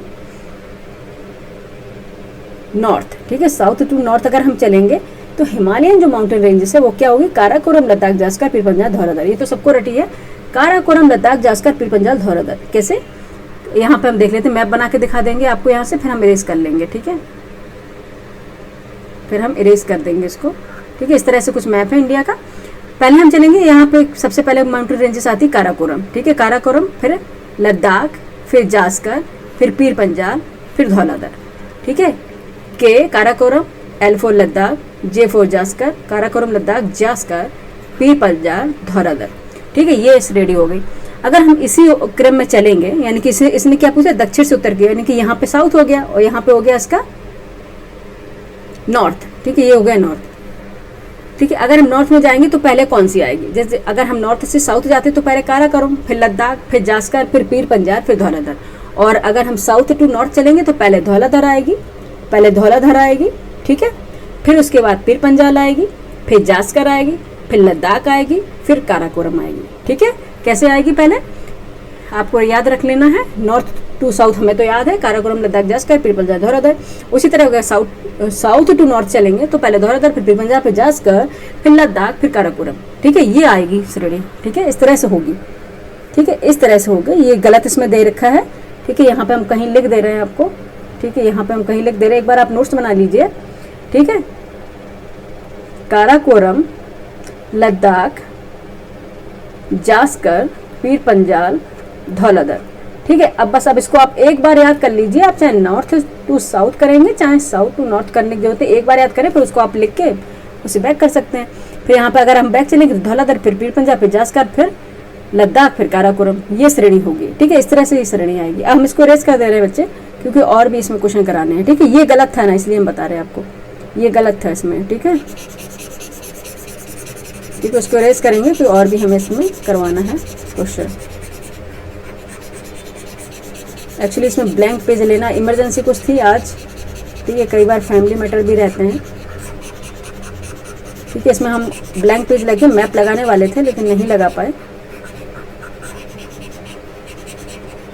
ठीक है, इसको रेस कर दे रहे हैं अभी बच्चे, अब आगे अभी बढ़ते हैं। ठीक है, ये रेस हो गया। अब हमें आपको बता दिया क्या है, काराकोरम, लद्दाख, जास्कर, पीर पंजाल एंड धौलाधर। ठीक है, ये श्रेणियां हैं। नेक्स्ट देखते हैं, यहाँ पे गलत है इसलिए हम इसको रेस कर दिए, इसको कट कर दिया मैंने। ठीक है, नेक्स्ट देखते हैं क्वेश्चन नंबर 44, आसवान बांध किस नदी पर बना है? नील नदी पर। ठीक है, आसवान डैम है किस नदी पर है? नील नदी पर, नील रिवर पर है, नाइल रिवर पर। ठीक है, सॉरी, नाइल रिवर पर। ठीक है, नील हिंदी में बोलेंगे, इंग्लिश में नाइल। नेक्स्ट देखेंगे क्वेश्चन नंबर 45, हिमालय में ब्रह्मपुत्र नदी जल निकासी का उदाहरण प्रस्तुत करती है। ठीक है, हिमालय में ब्रह्मपुत्र रिवर, ठीक है, जल निकासी का उदाहरण प्रस्तुत करती कौन सी? पूर्ववर्ती जल निकासी। कौन सी? पूर्ववर्ती, एंसीडेंट रिवर। ठीक है, एंसीडेंट रिवर किसे बोलते हैं बच्चे? एक मिनट बच्चे रुकिए। एंटीसीडेंट रिवर किसे कहते हैं? जो हिमालय के उत्थान होने से पहले ही फ्लो कर रही हैं, ठीक है। यानी कि जब हिमालय नहीं बना था उससे पहले वो फ्लो कर रही थी, हिमालय बन गया तो उनके तीनों श्रेणियों को काट कर भी फ्लो कर रही हैं। इनको बोलते हैं एंसीडेंट रिवर यानी पूर्ववर्ती जल निकासी। इनमें से कौन कौन सी हमारी नदियां शामिल हैं? ब्रह्मपुत्र नदी है, और ये सबको पता है, सिंधु सतलज। 3 रिवर हैं, ब्रह्मपुत्र, सिंधु, सतलज, ठीक है। ब्रह्मपुत्र, सिंधु एंड सतलज जो एंसीडेंट यानी कि पूर्ववर्ती या बोलते हैं पूर्व में जो फ्लो हो रही थी पहले से भी, और हिमालय के उत्थान होने से पहले फ्लो कर रही थी, और हिमालय का उत्थान हो भी गया उसके बाद भी इनको काट कर, इनकी श्रेणियों को काट कर फ्लो करती है। इनको बोलते हैं एंटीसीडेंट, यहाँ पे हम लिख दे रहे हैं एंटीसीडेंट रिवर या फिर पूर्ववर्ती नदियां, ठीक है। ठीक है, कौन सी है ये? इसमें से ब्रह्मपुत्र के बारे में बताया था और सिंधु सतलज 2 और है, ठीक है। नेक्स्ट देखते हैं क्वेश्चन नंबर 46 है। मिसिसिपी नदी पर डेल्टा का सबसे अच्छा उदाहरण है कौन सा? मिसिसिपी नदी है। इस पर जो डेल्टा बनता है उसका आकार कैसा है? इसका सबसे अच्छा उदाहरण कौन सा? बर्ड फुट डेल्टा, ठीक है। बर्ड फुट डेल्टा यानी कि चिड़िया के पंजे के आकार का डेल्टा है मिसिसिपी नदी का डेल्टा। नेक्स्ट देखते हैं क्वेश्चन नंबर 47 है। 82 डिग्री एंड 5 यानी कि 0.5 लिखा है, 82 डिग्री एंड हाफ पूर्ववर्ती देशांतर देश के किन राज्यों से होकर गुजरती है? इंडियन स्टैंडर्ड मैरीटाइम, ठीक है। Indian standard Mediterranean time, meridian time, sorry Mediterranean करें, इंडियन स्टैंडर्ड मेरिडियन टाइम, ठीक है। वो लाइन है जो आप कहाँ से गुजरती है, आपको कितने राज्यों से होकर गुजरती है, ये पूछा गया, ठीक है। इंडियन स्टैंडर्ड मेरिडियन टाइम रेखा, लाइन, ठीक है। यहाँ पे लिख देते हैं इंडियन, ठीक है, यहाँ पे लिख दीजिए इंडियन स्टैंडर्ड, ओहो, स्टैंडर्ड मेरिडियन टाइम लाइन, ठीक है, टाइम लाइन। ये आपसे पूछा है कि राज्यों से वो कितने देश के राज्यों यानी कि भारत देश के कितने राज्यों से होकर गुजरती है? ये आपको पता है 5 राज्यों से होकर गुजर रही है, ठीक है। 5 राज्यों से होकर गुजरती है। कौन कौन से? उत्तर प्रदेश, मध्य प्रदेश, छत्तीसगढ़, उड़ीसा और आंध्र प्रदेश। उत्तर प्रदेश, मध्य प्रदेश, छत्तीसगढ़, उड़ीसा और आंध्र प्रदेश कहाँ कहाँ से होकर ये गुजरती है, क्रॉस करती है? Indian standard meridian time line, ठीक है। उत्तर प्रदेश, मध्य प्रदेश, छत्तीसगढ़, उड़ीसा और आंध्र प्रदेश, ये याद रखना है, ठीक है। याद रखना है, ये इंपॉर्टेंट क्वेश्चन है, ठीक है। और ये बच्चे याद नहीं रखते, 1 मिनट बच्चे, ठीक है। Tropic of Cancer, Tropic of Capricorn, ये सब याद रख लेते हैं, ये कोई याद नहीं रखता, ठीक है। तो क्या है? 5 राज्यों से होकर गुजरती है, उत्तर प्रदेश, मध्य प्रदेश, छत्तीसगढ़, उड़ीसा एंड आंध्र प्रदेश। नेक्स्ट देखते हैं क्वेश्चन नंबर 48। कर्क रेखा 23.5 यानी कि जिसे बोलते हैं ट्रॉपिक ऑफ कैंसर भारत के किन राज्यों से होकर गुजरती है? ये भारत के 8 राज्यों से होकर गुजर रही है, ठीक है। ये तो रटा हुआ है सभी को, 8 राज्यों से होकर गुजरती है। इसमें कौन कौन से? गुजरात, राजस्थान, मध्य प्रदेश, छत्तीसगढ़, झारखंड, पश्चिम बंगाल, त्रिपुरा, मिजोरम, ठीक है। पूर्वोत्तर के तो कौन 2 राज्य हैं? त्रिपुरा एंड मिजोरम, ठीक। गुजरात, राजस्थान, मध्य प्रदेश, छत्तीसगढ़, झारखंड, पश्चिम बंगाल, त्रिपुरा और मिजोरम, ठीक है। इसकी ट्रिक क्या बताई थी मैंने? ट्रिक भी बताई थी आपको जब हम इंडियन ज्योग्राफी पढ़ाई थी, तो ट्रिक भी बताई थी। पप्पू गमछाझार इसकी ट्रिक है। इस तरह से आपको पूरा याद हो जाएगा अगर जो भूलते हैं, बाकी ये बेसिक सी चीजें तो नहीं भूलने वाली होती हैं, ठीक है। तो बिल्कुल फंडामेंटल है बच्चे, ठीक है। गुजरात, राजस्थान, मध्य प्रदेश, छत्तीसगढ़, झारखंड, पश्चिम बंगाल, त्रिपुरा, मिजोरम, इनसे होकर गुजरती है, ठीक है। ट्रॉपिक ऑफ कैंसर, ठीक है। नेक्स्ट देखते हैं क्वेश्चन नंबर 49 है। नदी के द्वारा मध्य मार्ग में कौन सी स्थलाकृति बनाई जाती है? अच्छा, ये रोक के बता दे बच्चे कि ये हम सार संग्रह पढ़ा रहे हैं, ठीक है। प्रतियोगिता दर्पण से लिया हुआ कंटेंट है। उसके साथ ही आपको पता है हमारी इंडियन ज्योग्राफी अभी कॉन्सेप्ट वाली क्लास चल रही है, ठीक है। जो एमसीक्यू के थ्रू से हम कॉन्सेप्ट भी क्लियर करवा रहे हैं। 1-2 लेक्चर इंडियन ज्योग्राफी के बचे हुए हैं जो मंडे को हम लेके आएंगे, ठीक है। जो हमें समय मिलता है जैसे कि कल संडे है तो हम करंट अफेयर कंप्लीट करा देते हैं आई दृष्टि का, ठीक है। आई दृष्टि घटना चक्र करंट अफेयर करा रहे हैं अभी, और उसके बाद इंडियन ज्योग्राफी अगर हो जाएगा कंप्लीट तो हम वर्ल्ड ज्योग्राफी का क्लास स्टार्ट कर देंगे, ठीक है। 1 महीने का समय हमारे पास अभी, और वर्ल्ड ज्योग्राफी हम कंप्लीट करा देंगे 1 महीने में, ठीक है। क्वेश्चन नंबर है 49। नदी के द्वारा मध्य मार्ग में कौन सी स्थलाकृति बनाई जाती है? कौन सी स्थलाकृति बनती है? गोखुर झील, ठीक है। इसका पैटर्न भी हम बता चुके हैं किस तरह से बनती है, वो आप इसी चैनल पे विजिट कर लीजिएगा, आपको दिख जाएगा, ठीक है। Next question number 50। भारत के किस राज्य की सीमा 3 देशों नेपाल, भूटान और चीन से लगती है? भारत के किस राज्य की यानी कौन से स्टेट की सीमा है जो 3 देशों से यानी कि इंटरनेशनल बाउंड्री जो शेयर करती हैं, वो कौन सा राज्य होगा जो नेपाल, भूटान और चीन से लगती है? जिसकी सीमा वो है सिक्किम, ठीक है। मैप देख लीजिए, इंडियन मैप निकालिए अपना, एटलस ज्योग्राफी पढ़े तो एटलस जरूर पास में रख लें, ठीक है। एटलस निकालिए तो देखिए सिक्किम एक साइड है, भूटान इसके राइट साइड से लेंगे भूटान है, इसके लेफ्ट साइड चलेंगे तो क्या है, लेफ्ट साइड क्या है, नेपाल है, और इसके जस्ट चलेंगे नॉर्थ में तो क्या है, नॉर्थ में क्या है, चीन है, ठीक है, चाइना है, ठीक है। नेक्स्ट चलते हैं क्वेश्चन नंबर 51, और यहीं से हमारा सब्जेक्ट चेंज हो रहा है, भारतीय अर्थव्यवस्था, इंडियन इकोनॉमिक्स के क्वेश्चन दिए गए हैं, ठीक है। ये भी बता दें कि आपको यूपी सेंसस तो हमने करा दिया आपको, ठीक है, यूपी सेंसस करा दिया, और अब सेंसस बाकी है इंडिया का, जो 2011 का सेंसस है, अभी उसी से क्वेश्चन पूछे जा रहे हैं, न्यू सेंसस तो हुआ ही नहीं है ना, ठीक है, तो उससे क्वेश्चन कंप्लीट करा देंगे, क्योंकि आपने देखा होगा इस बार सेंसस से बहुत क्वेश्चन आए थे आरओ में, ठीक है, आए थे ना क्वेश्चन, कमेंट करिए कि झूठ बोल रहे हैं हम। क्वेश्चन नंबर 51 है, पूरा योजना जो भारत में ग्रामीण क्षेत्र में शहरी सुविधाओं के प्रावधान की परिकल्पना करती है कि पहली बार वकालत की गई थी किसके द्वारा। पूरा योजना जो भारत में ग्रामीण क्षेत्रों में शहरी सुविधाओं के प्रावधान की परिकल्पना करती है कि पहली बार वकालत किसके द्वारा की गई थी, एपीजे अब्दुल कलाम द्वारा, ठीक है, एपीजे अब्दुल कलाम द्वारा, नहीं मिसाइल मैन के द्वारा, ठीक है, इन्हें क्या बोलते थे, मिसाइल मैन भी बोलते थे। नेक्स्ट देखिए क्वेश्चन नंबर 52, भारत में प्रभावी साक्षरता दर की गणना की जाती है। भारत में प्रभावी साक्षरता दर यानी कि लिटरेसी रेट की गणना की जाती है कितने वर्ष में, कब की जाती है, 7 वर्ष से अधिक आयु की जनसंख्या, ठीक है, लिटरेसी रेट देखना है, यानी कि 7 वर्ष से अधिक जो आयु की जनसंख्या उनके निकालते हैं।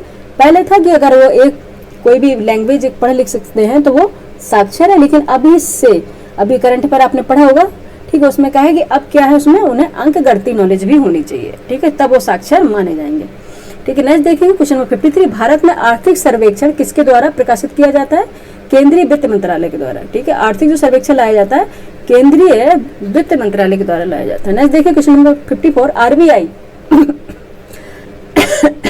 RBI fixed minimum reserve system, RBI fixed minimum reserve system के तहत जारी करता है क्या, करेंसी नोट, ठीक है, करेंसी नोट जारी करता है, उसके पास जितना भी रिजर्व होता है यानी कि फिक्स्ड मिनिमम रिजर्व होता है उसके तहत ये करेंसी नोट निकालता है, ठीक है, ऐसा नहीं कि इनके पास छाप दिए, उनके पास जितना उसके अमाउंट में गोल्ड होगा उसके अकॉर्डिंग ये नोट का निर्गमन करता है।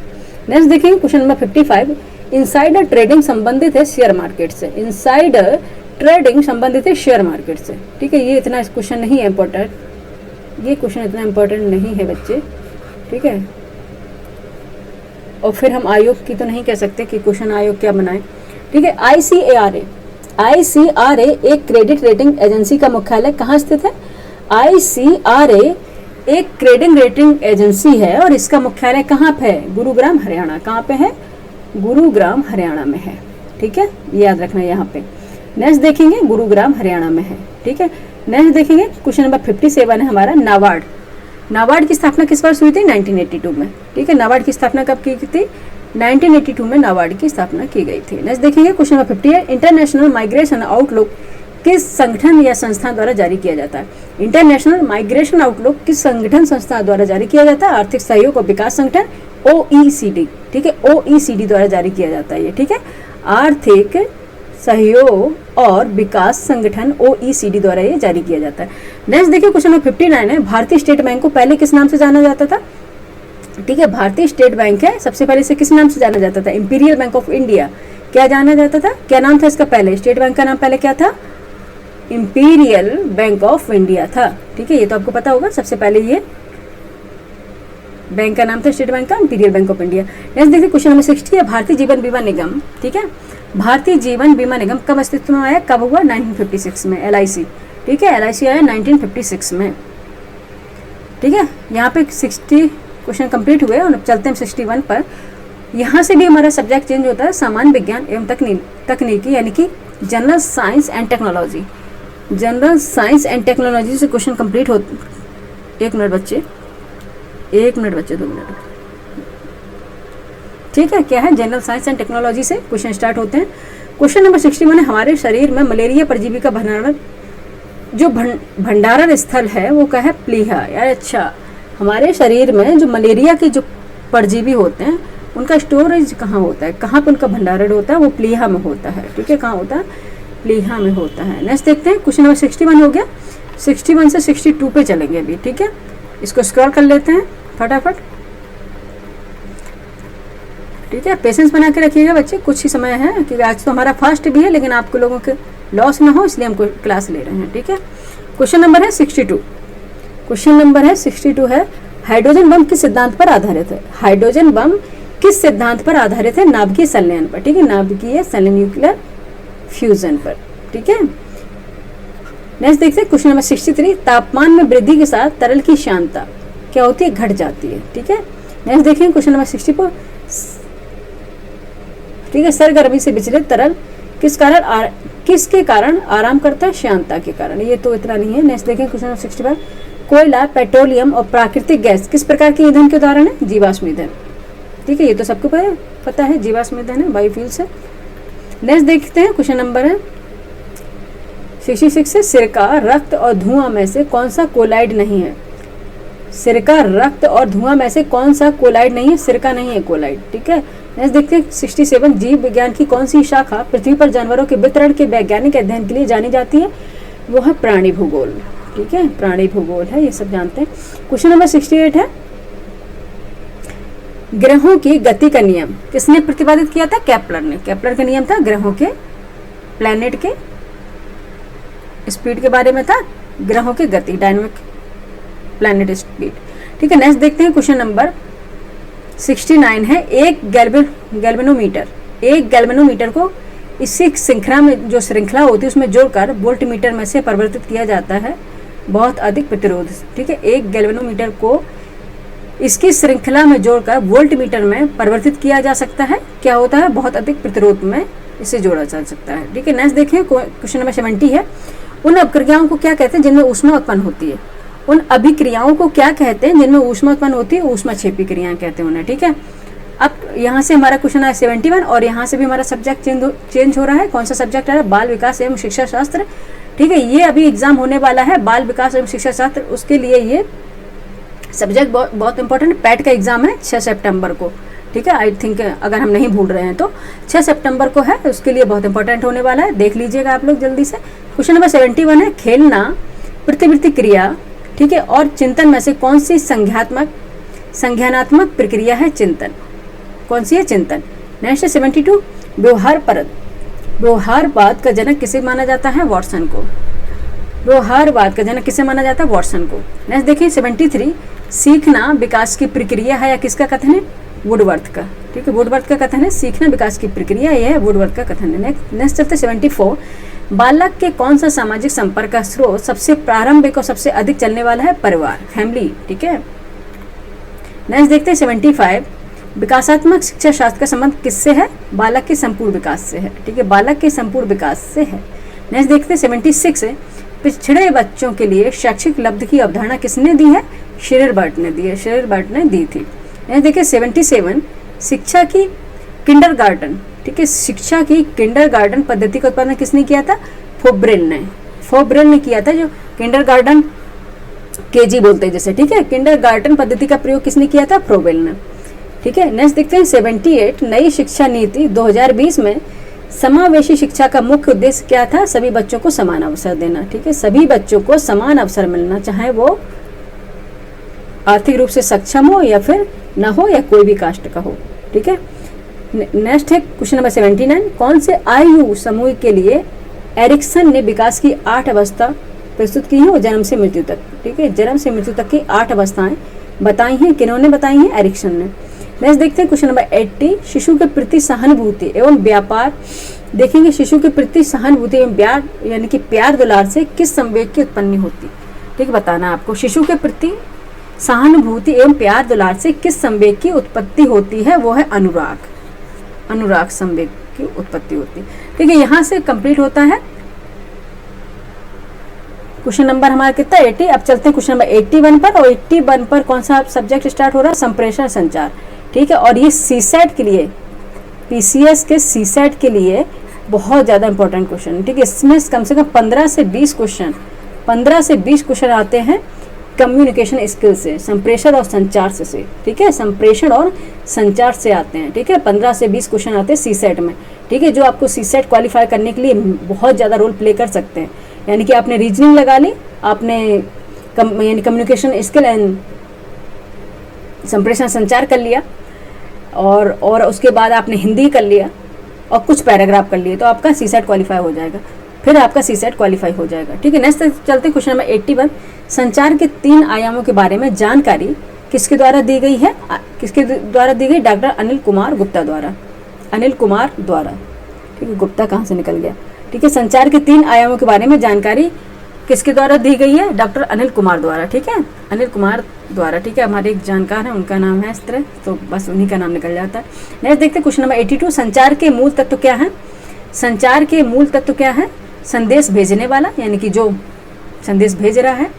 ठीक है, एक है संदेश और संदेश पहुंचाने वाला। ठीक है, 3 होते हैं, यानी कि जो संदेश भेज रहा है वो, पहले तो देखते संदेश क्या है, फिर संदेश भेजने वाला कौन है और संदेश पहुंचाने वाला कौन है। ठीक है, ये मूल तत्व हैं इसके। ठीक है, नेक्स्ट देखते हैं क्वेश्चन नंबर 83 है। एक तरफा संचार, कम्युनिकेशन करना, कम्युनिकेट करना, एक तरफा संचार मुख्य रूप से किस युग में प्रचलित था? वो प्रसारण के, देखो प्रसारण यानी मीडिया के युग में, पहले मीडिया युग थी तब एक तरफा संचार हुआ करते थे। नेक्स्ट देखते हैं 84। बहुतरफा संचार की मुख्य विशेषता क्या होगी? कि कई प्रतिभागियों के बीच इंटरैक्टिव और पारस्परिक संचार करना। ठीक है, आपने देखा होगा जब न्यूज़ की डिबेट देख रहे होंगे, अब न्यूज़ में डिबेट होती है तो आप देखते हैं काफ़ी लोग बैठे होते हैं और उनके सब बीच जो संचार होता है। ठीक है, न्यूज़ में जब डिबेट होता है काफ़ी लोग बैठे होते हैं, उनके बीच जो संचार होता है उसे बोलते हैं बहुतरफा संचार बोलते हैं। ठीक है, यानी कि उनके बीच जो इंटरैक्टिव कम्युनिकेशन होता है, तो उन्हें बोलते हैं, कई प्रतिभागियों के बीच जब इंटरैक्टिव कम्युनिकेशन होता है उसे बोलते हैं बहुतरफा संचार। ठीक है, नेक्स्ट देखते हैं क्वेश्चन नंबर 85 है। क्वेश्चन नंबर 85 है, हमारा ड्रेस कोड कैसे संचार का उदाहरण है? ठीक है, अगर कोई ड्रेस पहने हुआ है यानी यूनिफॉर्म पहने हुआ है तो किस तरह के संचार का ही उदाहरण प्रस्तुत, किस तरह से कम्युनिकेशन, हम क्या समझते हैं इससे? अशाब्दिक। ठीक है, बिना बोले हम समझ जाते हैं कि ये अगर कोई यूनिफॉर्म पहने हैं, पुलिस की यूनिफॉर्म, तो हमें क्या वो बता रहा है कि हम पुलिस में हैं? बता रहा है क्या हम पुलिस में हैं, ये हम डॉक्टर हैं? लेकिन हम उसकी यूनिफॉर्म यानी कि ड्रेस कोड से समझ जाते हैं कि ये क्या वर्क करता है। तो कौन सा संचार वहाँ हो रहा है? अशाब्दिक, बिना बोले ही हम समझ रहे हैं, यानी कौन से कम्युनिकेशन हो रहा है? ठीक है, एक तो वर्बल कम्युनिकेशन होता है, ठीक है, और जो नहीं होता वो क्या होता है? अशाब्दिक। एक है 86। क्वेश्चन नंबर चलते हैं क्वेश्चन नंबर 86 पे, देखते हैं क्या बता रहा है। क्वेश्चन नंबर 86 है, प्रेषक के संदेश की प्रतिक्रिया को कहा जाता है। प्रेषक के संदेश की प्रतिक्रिया को कहा जाता है, प्रतिक्रिया नहीं फीडबैक होता भैया, ये क्या गलत लिखे हैं। ठीक है, प्रेषक के संदेश की प्रतिक्रिया को कहा जाता है फीडबैक, प्रतिक्रिया। ठीक है, प्रतिक्रिया, हाँ फीडबैक ही बोलते हैं हिंदी में इसको, इंग्लिश में फीडबैक बोलते हैं, हिंदी में से प्रतिक्रिया बोलते हैं। ठीक है, क्योंकि हिंदी इतना शुद्ध नहीं है। ठीक है, इंग्लिश में लेके आया करेंगे क्योंकि हिंदी में हम भी कंफ्यूज हो जाते कई बार। ठीक है, प्रेषक के संदेश की प्रतिक्रिया को कहा जाता है प्रतिक्रिया, यानी कि फीडबैक। क्या बोलते हैं? फीडबैक देना। ठीक है, नेक्स्ट देखते हैं क्वेश्चन नंबर 87। संचार का महत्व क्या है? कम्युनिकेट होता है, कम्युनिकेट, हम किसी से कम्युनिकेट करते हैं, उसका क्या इंपॉर्टेंस होता है? विचारों और भावनाओं का आदान प्रदान। ठीक है, ये अगर हम किसी से अपनी कम्युनिकेट कर रहे हैं तो क्या कर रहे हैं? अपने विचारों को उस तक पहुंचा रहे हैं, वो अपने विचार हम तक पहुंचा रहे हैं, यानी कि विचारों का आदान प्रदान हो रहा है। ठीक है, क्वेश्चन नंबर 87। नेक्स्ट देखते हैं 87 से 88 पे चलेंगे। क्वेश्चन नंबर 88,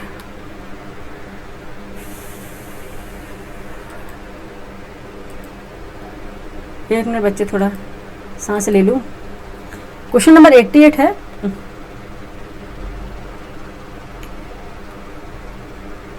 ठीक है, क्वेश्चन नंबर 88 हमारा है। बस अब 15 मिनट की क्लास शेष है, बस 15 मिनट। क्वेश्चन नंबर 88, विभिन्न भागों को समझने से झुकाव व्याकरण का आधार बनता है, वो है भाषण। ठीक है, भाषण। विभिन्न भागों को समझने से झुकाव व्याकरण का आधार बनता है, भाषण। ठीक है, विभिन्न भागों को समझने से झुकाव व्याकरण का आधार बनता है, भाषण। नेक्स्ट 89, संचार के 3 आयाम क्या है?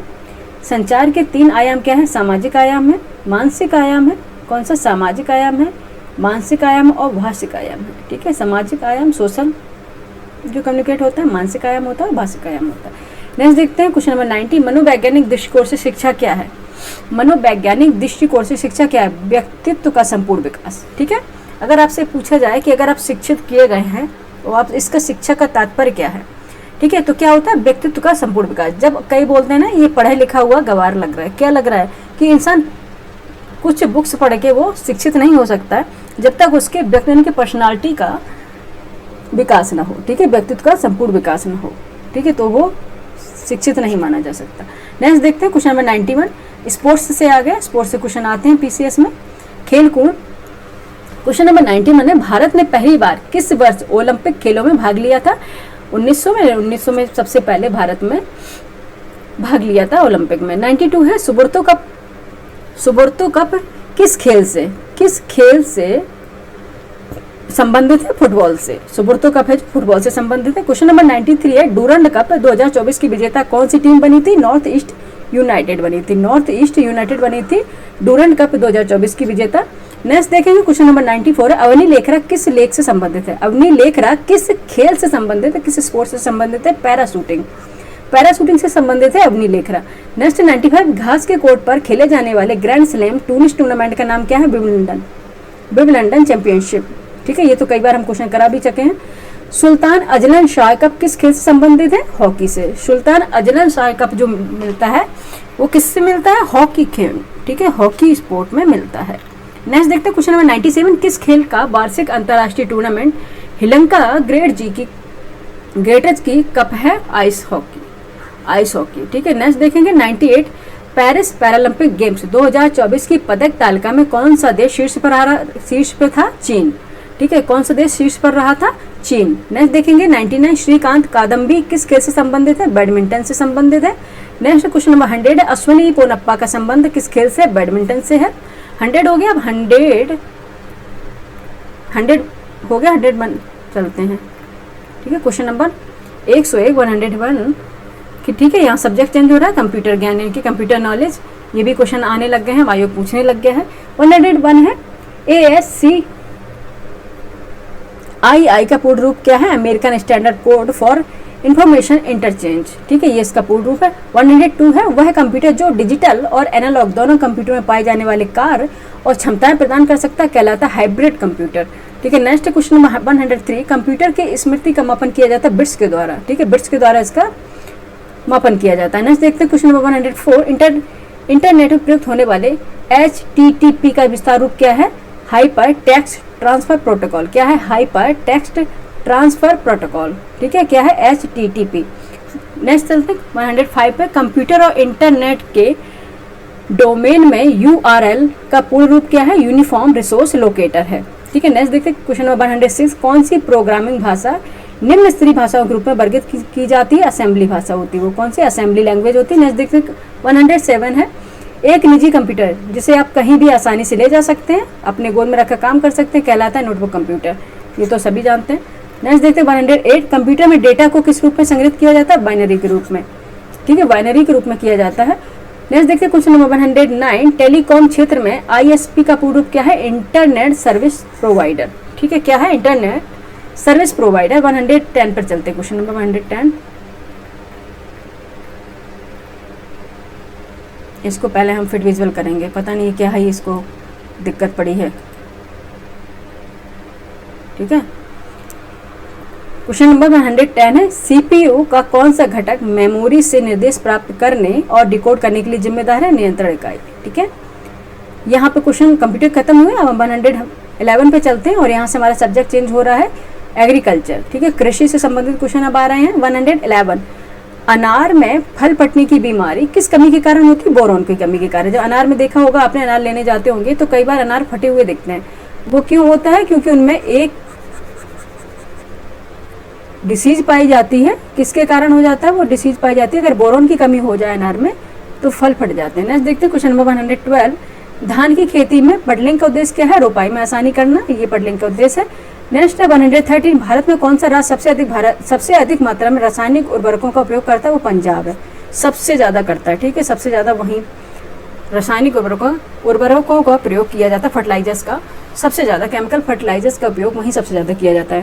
नेक्स्ट देखिए 114, ड्रिप सिंचाई के संबंध में, ड्रिप सिंचाई के संबंध में कहा जाता है कि यह कम करता है मृदा अपरदन को और जल अपवाह को, ठीक है। ड्रिप सिंचाई बूंद बूंद संचय करके जो इरिगेशन होता है वो मृदा अपरदन यानी कि मृदा क्षरण को रोकता है और जल अपवाह को भी रोकता है। नेक्स्ट देखते हैं क्वेश्चन नंबर 105, गैर फलीदार फसलों के लिए कौन से जैव उर्वरकों का उपयोग किया जाता है? एजेटोबैक्टर। ठीक है, एजेटोबैक्टर का प्रयोग किया जाता है। नेक्स्ट चलते क्वेश्चन नंबर 116, गंगा 101 और रंजीत डेकन किसकी किस्में हैं? मक्का की हैं ये।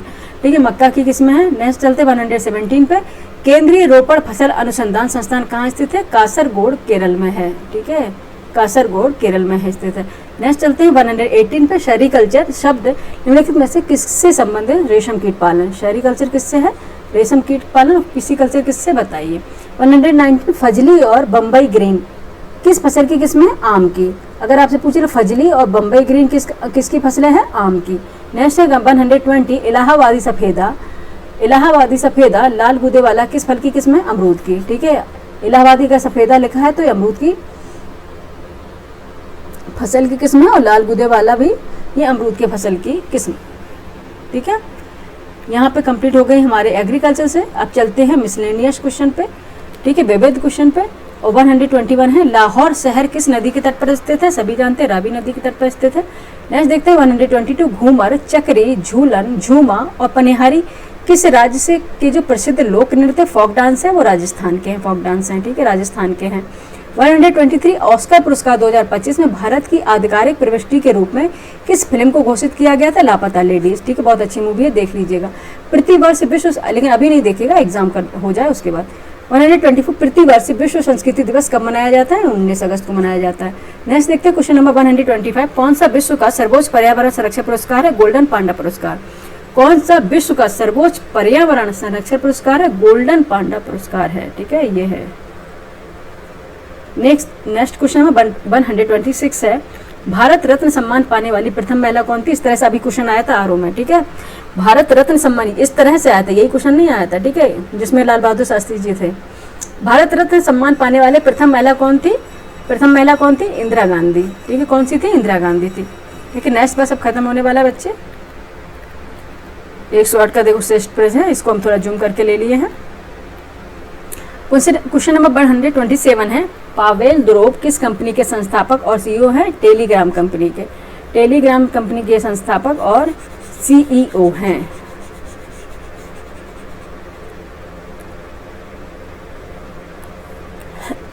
टेलीग्राम कंपनी के संस्थापक और सीईओ है। ठीक है, नेक्स्ट देखेंगे क्वेश्चन नंबर 128 है, किसको लाइफ टाइम अचीवमेंट 2023 के लिए राष्ट्रीय भूविज्ञान पुरस्कार से सम्मानित किया गया है? वो प्रोफेसर धीरज मोहन बनर्जी जी को। प्रोफेसर धीरज मोहन बनर्जी जी को। नेक्स्ट देखते हैं क्वेश्चन नंबर 129 है, इस वर्ष भारत यात्रा पुरस्कारों में किस हवाई अड्डे को सर्वश्रेष्ठ हवाई अड्डे के रूप में चुना गया है? वो है राजीव गांधी अंतर्राष्ट्रीय हवाई अड्डा। ठीक है, राजीव गांधी अंतर्राष्ट्रीय हवाई अड्डा और ये RGGIA। ठीक है, और ये है हैदराबाद में, याद रखना ये है हैदराबाद में। ठीक है, नेक्स्ट देखते हैं question number 130। Question number 130, Japan की संसद को किस नाम से जाना जाता है? डाइट। ठीक है, और ड्यूमा किसे बोलते हैं ये भी बताओ। यहाँ पे हमारा सार संग्रह कंप्लीट हो गया और सब्जेक्ट का जस्ट कंप्लीट हो गया। अब हम चलते हैं राष्ट्रीय अंतर्राष्ट्रीय घटनाक्रम पर, यानी कि नेशनल इंटरनेशनल घटनाक्रम पर। और कौन से माह का है ये? अप्रैल माह का। याद रखिएगा, अप्रैल माह का, नहीं आप कहेंगे कि पुराना है। और आयोग तो 2024 तक का पूछ रहा है, हम तो 2025 का ही पढ़ा रहे हैं बच्चे। ठीक है, देखते हैं राष्ट्रीय स्मरणीय तथ्य में देखते हैं, नेशनल की खबर पे पहले चलते हैं, क्या है खबर है। अप्रैल माह का ये करंट अफेयर है। क्वेश्चन खबर देखते हैं, क्वेश्चन नहीं, न्यूज़ फर्स्ट पे देखते हैं। 10 से 14 फरवरी 2025 के बीच एयरो, एक मिनट इसको हम पहले जूम कर लेते हैं बच्चे। ठीक है, हो गया जूम। ठीक है, 10 से 14 फरवरी 2025 के बीच एरो इंडिया 2025 का आयोजन किया गया था बेंगलुरु के येलहंका एयरबेस पर। बेंगलुरु के येलहंका एयरबेस पर किया था। एरो इंडिया 2025 का 15वां संस्करण बेंगलुरु के येलहंका एयरबेस पर आयोजित किया गया था। यह एक द्विवार्षिक आयोजन है जो पहली बार 1996 में बेंगलुरु के येलहंका वायु सेना स्टेशन में आयोजित किया गया था। इस वर्ष विषय है, इस वर्ष की जो थीम थी वो क्या था? 1 अरब अवसरों का मार्ग। 1 अरब अवसरों का मार्ग, ये इसकी थीम थी। नेक्स्ट देखते हैं क्वेश्चन न्यूज़ 2 है, जो सेकंड न्यूज़ क्या है? अप्रैल माह की फरवरी 2025 में जारी ट्रांसपेरेंसी इंटरनेशनल की रिपोर्ट 2024 में भारत किस रैंक पर है? 96 स्थान पर है। ठीक है, 96 स्थान पर है। जहाँ पारदर्शिता की बात करें, ट्रांसपेरेंसी इंटरनेशनल रिपोर्ट है जो 2024 में भारत किस रैंक पर है, 96 स्थान पर है। भ्रष्टाचार धारणा सूचकांक CPII 2024 में भारत 38 अंकों के साथ 180 देशों में 96 स्थान पर है। और गौरतलब है कि इस सूचकांक में सार्वजनिक क्षेत्र में भ्रष्टाचार के स्तर के आधार पर देशों को सूचीबद्ध किया जाता है। अब देखेंगे डेनमार्क शीर्ष स्थान पर है, ठीक है, डेनमार्क शीर्ष स्थान पर है, इसके बाद फिनलैंड और फिर सिंगापुर का स्थान है। सब फर्स्ट नंबर पर डेनमार्क है, उसके बाद फिनलैंड है, उसके बाद है सिंगापुर, ठीक है। इस सूचकांक में 0 से 100 के तक पैमाना का उपयोग किया जाता है। 0 अत्यधिक भ्रष्ट, अगर 0 है तो सोच लो वो पूरा भ्रष्ट है, और 100 है भ्रष्टाचार मुक्त है, ठीक है, 100 है भ्रष्टाचार मुक्त है। वर्ष 2023 में भारत का स्कोर कितना था, 39 था, जबकि 2022 में यह 40 था, ठीक है, 2022 में यह 40 था, ठीक है, याद रखना ये 2022 में क्या था, 40 था। नेक्स्ट देखते हैं न्यूज़ थर्ड देखते हैं अप्रैल माह की क्या है। 1 फरवरी 2025 को केंद्रीय बजट में घोषित प्रधानमंत्री धन धान कृषि योजना PMDKY के तहत किन व्यापक मापदंडों के आधार पर 100 जिलों को चयनित करके उनका विकास किया जाएगा। 3 व्यापक जो मापदंड हैं, कम उत्पादकता, मध्यम फसल तीव्रता, औसत से कम ऋण मापदंड के आधार पर किया जाएगा, ठीक है। और ये आप लोग पढ़ लीजिएगा थोड़ा, ठीक है, ज़्यादा इंपॉर्टेंट नहीं है, पढ़ लीजिएगा एक बार, ठीक है, इसलिए हम आराम से स्क्रॉल करते हैं जिससे आप पढ़ सकें, ठीक है। अब चले आगे। क्वेश्चन नंबर 4 है, हाल ही में किसे नया मुख्य चुनाव आयुक्त CEO नियुक्त किया गया है, CEC नियुक्त किया गया है, ठीक है, किसे किया गया है, हाल ही में किसे मुख्य चुनाव आयुक्त CEC chief election commission CEC, ठीक है, किसे नियुक्त किया गया है, ज्ञानेश कुमार जी को। ये तो पहले अप्रैल माह का करंट है इसलिए इसमें पहले दिया गया है, ज्ञानेश कुमार जी को दिया था। हाल में किस में हुआ था, ये अप्रैल माह का करंट अफेयर है, तो ज्ञानेश कुमार को नया मुख्य चुनाव आयुक्त CEC नियुक्त किया गया है। ये राजीव कुमार की जगह लेंगे, ये तो अब आपको पता ही होगा। इनका कार्यकाल होगा, जो टेन्योर होगा, 1 मिनट बच्चे सॉरी, इनका कार्यकाल जो देगा, टेन्योर जो पीरियड होगा 26 जन 2029 तक रहेगा इनका टेन्योर, ठीक है, पूछा जाएगा कई बार। 26 जन 2029 तक इनका टेन्योर है।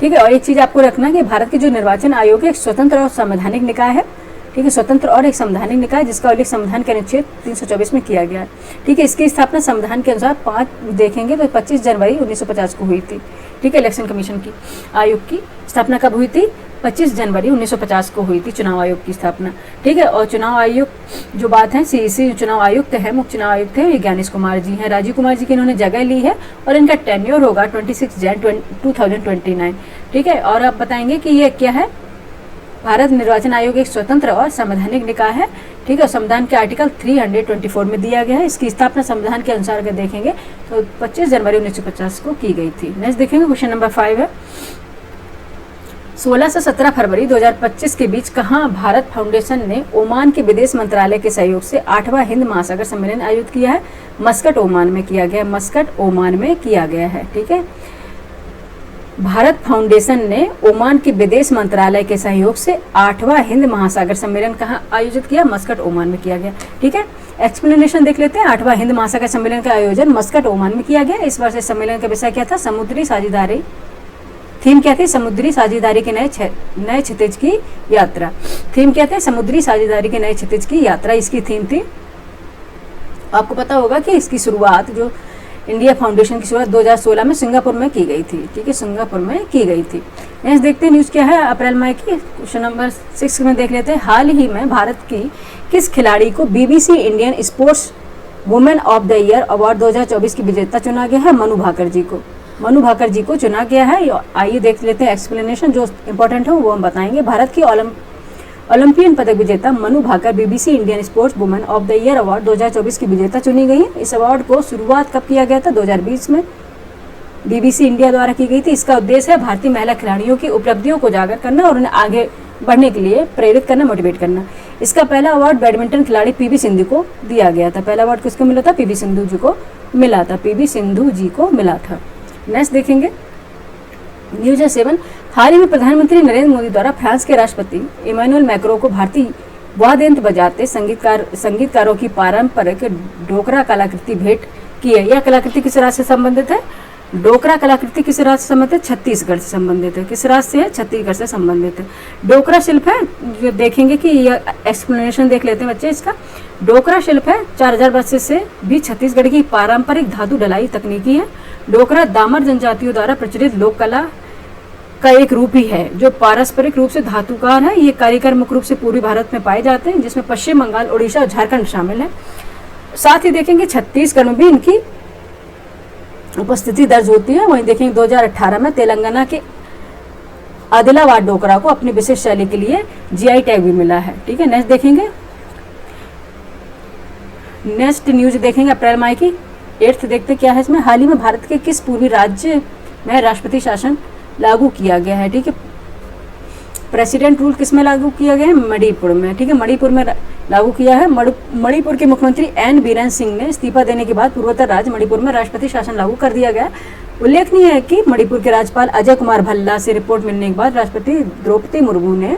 महामहिम राष्ट्रपति द्रौपदी मुर्मू ने संविधान के अनुच्छेद 356 के तहत इसकी उद्घोषणा कर दी है। ठीक है, वो कहाँ है लागू? मणिपुर में है प्रेसिडेंट रूल्स। ठीक है, देखते हैं नेक्स्ट न्यूज क्या है। क्वेश्चन 9 पे चलेंगे। 38वें राष्ट्रीय खेल जिसका हाल ही में समापन हुआ और इन खेलों की पदक तालिका में शीर्ष पर कौन रहा? कौन रहा? सर्विसेज स्पोर्ट कंट्रोल बोर्ड रहा है। ठीक है, सर्विसेज स्पोर्ट्स कंट्रोल बोर्ड रहा है। आइए देख लेते हैं एक्सप्लेनेशन। देखते हैं 38वें राष्ट्रीय खेलों का आयोजन 28 जनवरी से 14 फरवरी 2025 तक उत्तराखंड के विभिन्न स्थलों पर किया गया। इन खेलों का शुभंकर मौली और इसका टैग लाइन संकल्प से शिखर तक रखा गया था। क्या था इसका टैग लाइन? संकल्प से शिखर तक था।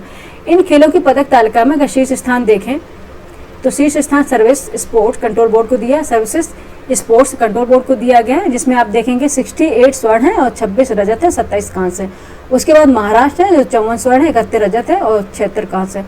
और उसके बाद हरियाणा है 48 स्वर्ण है और 47 रजत है और 58 कांस्य। ये इनका विजेता का क्रम है।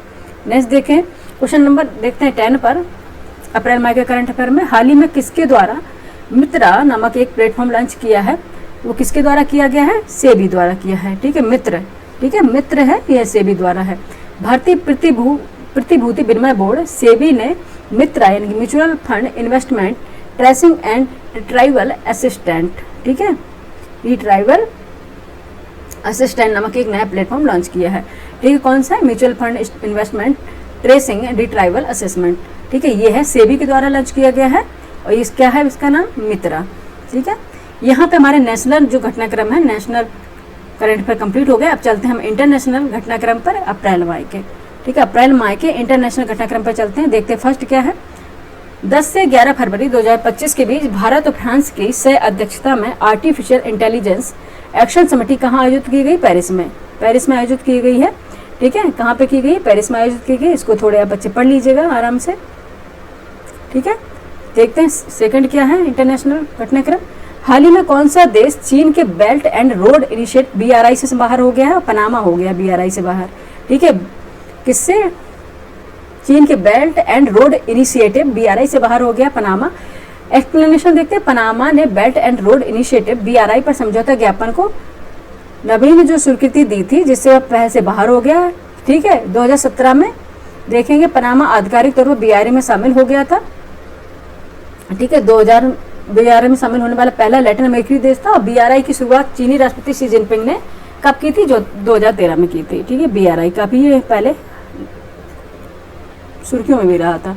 नेक्स्ट देखते इंटरनेशनल करंट अफेयर थर्ड देखते हैं। यूनाइटेड किंगडम भारत वायु पेशेवर योजना YPS के अनुसार कितने वर्ष तक ब्रिटिश और भारतीय दोनों नागरिकों को दूसरे देश में रहने, अध्ययन करने, यात्रा करने और काम करने का अवसर प्रदान करने का प्रावधान किया है? 2 वर्ष तक। ठीक है, 2 वर्ष तक आप रह सकते हैं। यूनाइटेड किंगडम भारत युवा पेशेवर द्वारा YPS फरवरी 2023 में शुरू की गई। इसमें 18 से 30 वर्ष की आयु के UK और भारतीय नागरिकों को 2 वर्ष तक, ठीक है, 2 वर्ष तक एक दूसरे के देश में रहने, अध्ययन करने, यात्रा करने और काम करने की अनुमति दी गई है।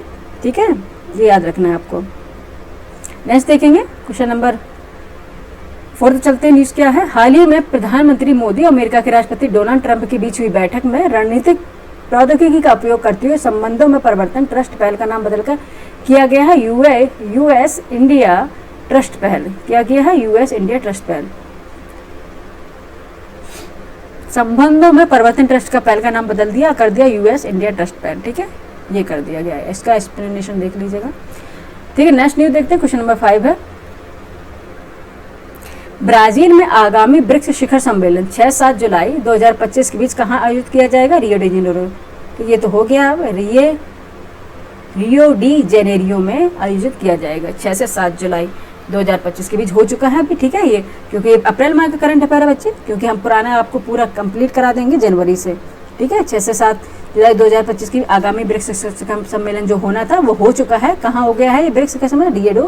रियो डी जेनेरियो में हो गया है, ब्राजील के रियो डी जेनेरियो में आयोजित किया जाएगा। गौरतलब है कि ब्रिक्स का तात्पर्य बिजली देखा, ब्रिक्स का तात्पर्य ब्राजील, रूस, भारत, चीन, दक्षिण अफ्रीका से है। जनवरी 2025 में इंडोनेशिया आधिकारिक तौर पर पूर्व सदस्य के रूप में ब्रिक्स में शामिल हो गया था, जिससे अब इस संगठन के कुल सदस्यों की संख्या कितनी हो गई? 10 हो गई। मिस्र, इथियोपिया, ईरान, संयुक्त अरब अमीरात भी इस समूह का हिस्सा है। ये संगठन अब दुनिया की लगभग आधी आबादी और दुनिया की अर्थव्यवस्था के लगभग 1/4 हिस्से का रिप्रेजेंटेशन करता है, ठीक है। नेक्स्ट देखते हैं, 6 है न्यूज, हाल ही में किस देश के विदेश मंत्री ने दक्षिण अफ्रीका में निजी संपत्ति का अधिग्रहण मुद्दा को लेकर इस वर्ष वहां होने वाली G20 शिखर सम्मेलन में भाग लेने से इनकार कर दिया? वो अमेरिकी है, ठीक है, अमेरिकी है, जिन्होंने हाल ही में देश के विदेश मंत्री थे, जिन्होंने निजी संपत्ति का अधिग्रहण का मुद्दा लेकर इस वर्ष वहां होने वाली G20 शिखर सम्मेलन में भाग लेने से इनकार कर दिया है। एक्सप्लेनेशन इंपॉर्टेंट इसका देख लेते हैं। अमेरिकी विदेश मंत्री ने इस वर्ष जोहान्सबर्ग में होने वाली G20 शिखर सम्मेलन में भाग नहीं लेने की बात कही। उनका आरोप था कि दक्षिण अफ्रीका में गलत तरीके से निजी संपत्ति अधिग्रहण किया जा रहा है, ठीक है। भारतीय संविधान में हम देखेंगे तो अगर देखिए शुरुआत में आर्टिकल 19 के तहत संपत्ति के स्वामित्व के अधिकार को एक मौलिक अधिकार की मान्यता दी गई थी, ठीक है। साथ ही से अनुच्छेद 31 के तहत आगे क्या किया? संरक्षित कर दिया गया, और हालांकि 1978 में इन अधिकारों को मौलिक अधिकारों से हटा दिया गया और आर्टिकल 301 के तहत रखा गया है अभी, ठीक है। इसमें कहा गया है कि किसमें कहा गया? आर्टिकल 301 के तहत इसमें कहा गया है कि किसी भी व्यक्ति को कानून के अधिकार के बिना उसकी संपत्ति से वंचित नहीं किया जाएगा, ठीक है। किसी भी व्यक्ति को कानून के अधिकार के बिना उसकी संपत्ति से वंचित नहीं किया जाएगा। ये क्या है? पहले तो 19 में था, ठीक है। भारतीय संविधान की शुरुआत में अनुच्छेद 19 के तहत आता था, संपत्ति का अधिकार आता था, ठीक है। संपत्ति का अधिकार स्वामित्व के अधिकार के अंतर्गत आता था, स्वतंत्रता के अधिकार के अंतर्गत आता था, ठीक है। लेकिन अब उसको वहां से हटा के 300 के तहत रख दिया गया है। अब ये विधिक अधिकार है और इसको कब 1978 में इसको संशोधित किया गया था, ठीक है। अब देख लेते हैं क्वेश्चन नंबर 7, हाल ही में किस अंतरिक्ष एजेंसी ने पृथ्वी से लगभग 590 मिलियन प्रकाश वर्ष दूर एक आकाशगंगा के चारों ओर प्रकाश का एक दुर्लभ वलय खोजा है, जिसकी आइंस्टीन वलय के रूप में जाना जाता है? जिससे किसे आइंस्टीन वलय के रूप में जाना जाता है? कौन सी है वो कंपनी? यूरोपीय अंतरिक्ष एजेंसी ESA ने किया है, ठीक है। यूरोपीय अंतरिक्ष एजेंसी ESA ने किया है। यूरोपीय अंतरिक्ष एजेंसी ESA ने यूक्लिड अंतरिक्ष दूरबीन से इसकी खोज की है। गौरतलब है कि इस रिंग की खोज NGC इसके आसपास की गई है। बाकी आप इसका देख लीजिए, इतना इंपॉर्टेंट है इसका, ठीक है, ठीक है। नेक्स्ट देखते हैं, न्यूज 8 है, बच्चे इसका पढ़ लीजिएगा, ठीक है। कुछ चीज़ें अपने आप से खुद पढ़ लीजिएगा, नहीं तो बहुत क्लास लंबी हो रही है फिर। नेक्स्ट है, हाल ही में किसे ट्रंप प्रशासन में अमेरिका के राष्ट्रीय खुफिया प्रमुख के रूप में नियुक्त किया गया है? तुलसी गाबार्ड को किया गया है, ठीक है। तुलसी गाबार्ड ट्रंप प्रशासन द्वारा अमेरिका में राष्ट्रीय खुफिया प्रमुख रूप में नियुक्त किया गया है, ठीक है। वह अमेरिका की प्रतिनिधि सभा की पहले हिंदू सदस्य है। गाबार्ड भारतीय मूल की नहीं, बल्कि गाबार्ड की मां ने हिंदू धर्म अपना लिया था और अपने सभी बच्चों के नाम हिंदू नाम पर रखे गए थे। उनके भाई बहनों के नाम भक्ति, जय, आर्यन और वृंदावन है, ठीक है। इनके नाम है, हिंदू धर्म पे हैं। नेक्स्ट देखेंगे, न्यूज 9 है, 12 फरवरी 2025 को प्रधानमंत्री नरेंद्र मोदी और फ्रांस के राष्ट्रपति इमैनुअल मैक्रों ने कहा कि भारतीय सैनिक को श्रद्धांजलि अर्पित की है।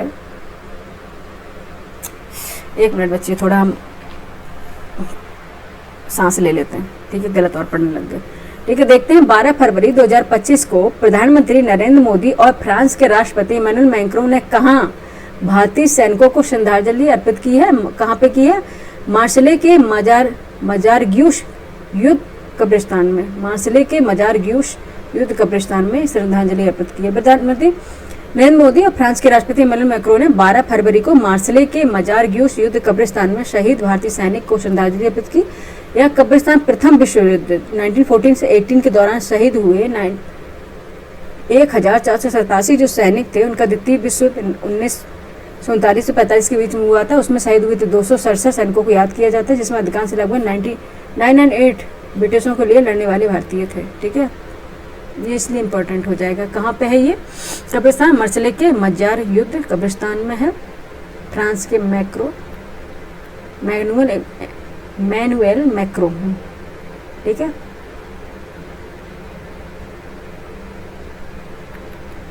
ठीक है, नेक्स्ट देखते हैं।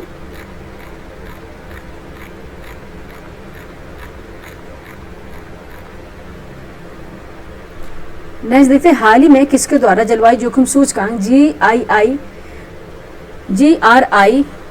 2025 जारी किया गया? जर्मन वॉच द्वारा, ठीक है, जर्मन वॉच द्वारा जारी किया गया है जलवायु जोखिम सूचकांक, ठीक है। इसका एक्सप्लेनेशन देख रहे थे, पर्यावरण थिंक टैंक जर्मन वॉच द्वारा जलवायु जोखिम सूचकांक GRI 2025 जारी किया गया। इस बार 2025 के लिए सूचकांक में 171 देशों को शामिल किया गया। इस सूचकांक की शुरुआत वर्ष 2006 में की गई थी और सूचकांक के अनुसार 2022 में सबसे अधिक प्रभावित होने वाले शीर्ष कौन से देश है? पाकिस्तान, बेलीज और इटली, ठीक है।